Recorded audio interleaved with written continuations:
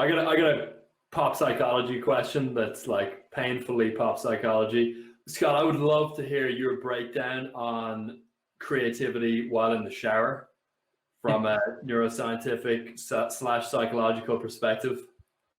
I don't know why my eyebrows just went up. I apologize for that. It was inappropriate, but and it was also involuntary.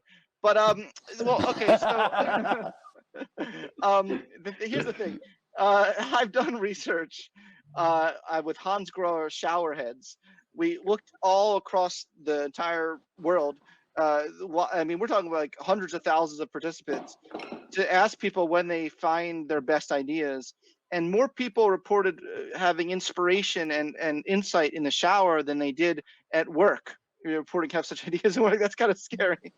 Scary when you think about it. But I think in a lot of ways, if you can get into a state of a certain brainwave state, and Stephen talks about this so beautifully in a lot of his work, and he could tell you exactly what that is, theta, whatever. If you get this particular state, I think things like the shower can help, but it's not like just the shower. It's not like I'm making an argument here that like there's something especially unique about being in the shower, but it's being in this state where you can relax that prefrontal cortex a little bit, the dorsolateral prefrontal cortex. So we have a dorsal outer layer and we have like the medial. Actually, the imagination network is part of the medial, the inside prefrontal cortex.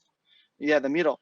The lateral prefrontal cortex having to do with our concentration is a great thing to have, but creativity tends to arise when it's lowered a little bit, not when it's zero.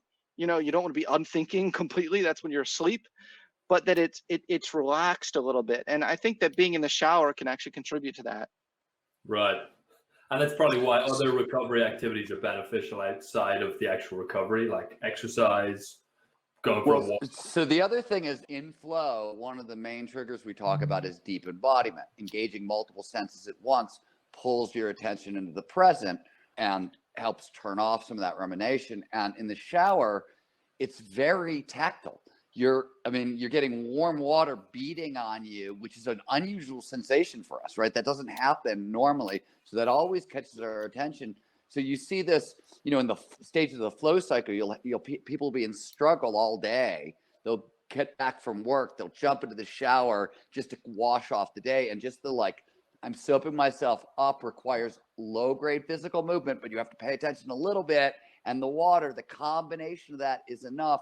In creativity research, they talk about this. Scott can speak more about this, obviously, as the incubation phase, right?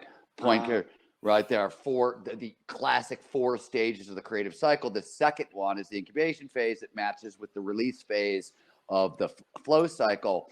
But the deep embodiment trigger seems to work really, really well for the release phase too. Like research done by my friend Lee Slodoff found that building model airplanes and building model dinosaurs is perfect for the release phase for folks for the same reason the shower works. It's low grade. You're not really paying attention. You're paying some attention, and it's enough to kind of kick it over. I wonder, can we augment the shower with a gratitude practice in the shower? Can we? 100%.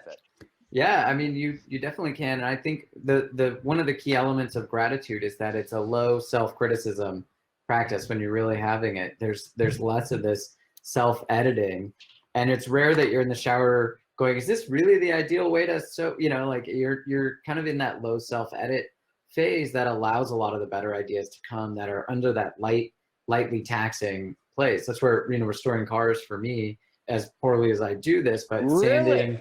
Yeah. Really? I just finished painting my truck. Motorhead. I've got a 68 C10, but I'm telling you, people got to get out there and work their hands. It's something that's missing from our society.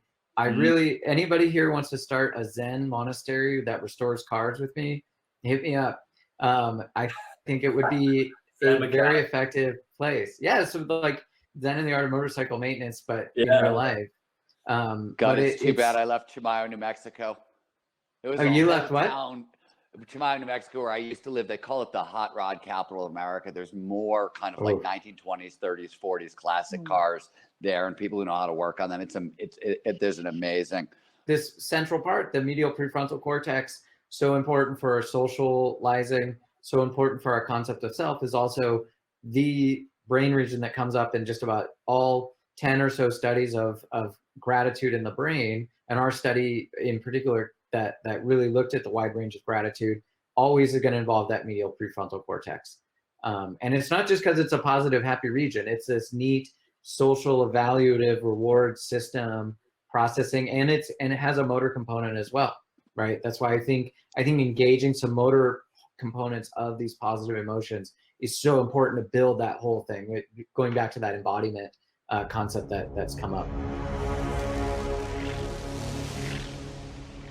If what you've heard on Flow Research Collective Radio has been helpful, please consider doing us a solid and leaving us a review on Apple Podcasts, Spotify, or wherever you are listening to this.